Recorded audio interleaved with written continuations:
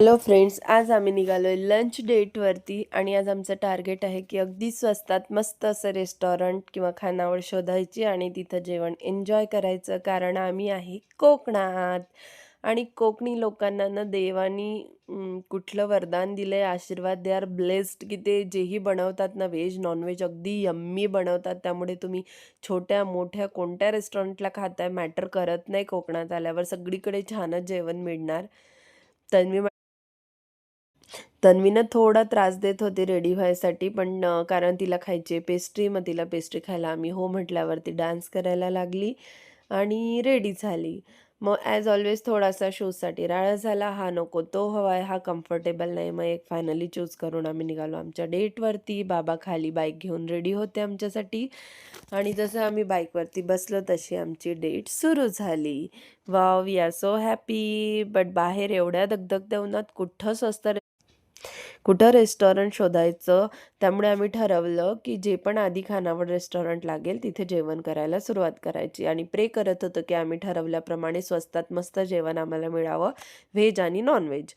कारण की मी आहे व्हेजिटेरियन, माझा नवरा आहे नॉन व्हेजिटेरियन.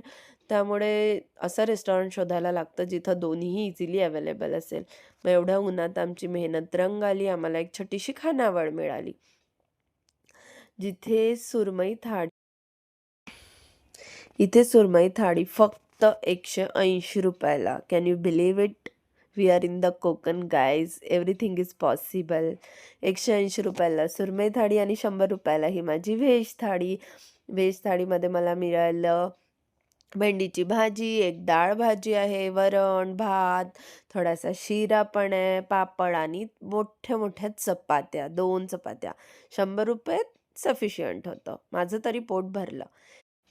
एक घास घेता बरोबर मी जसं बोलले ना, की हे लोकं ब्लेस्ड आहेत. यम्मी, मज्जा आली. मन मस्त तृप्त झालं. एवढी सिंपल भेंडीची भाजी एवढी टेस्टी लागू शकते मला बिलीव्ह होत नव्हतं.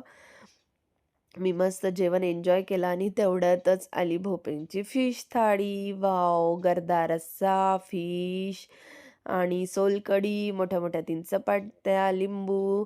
तन्वी खुश झाली कारण तन्वीला फिश आवडत नाही, पण फिशचं जे कोटिंग असतं ना रव्याचं क्रिस्पी क्रंची, ते कोटिंग तिला फार आवडतं. त्यामुळे तिने आपलं ते कोटिंग खायला सुरुवात केली आणि भोपेंनी पिळला मस्त लिंबू फिशवरती, रस्स्यावरती आणि आम्ही दोघांनीही आमचं जेवण मस्त एन्जॉय केलं. मी नॉनव्हेज खात नाही, पण माझ्या नवऱ्याच्या चेहऱ्याकडे बघून मला कळतं की जेवण मस्त मिळालंय म्हणून.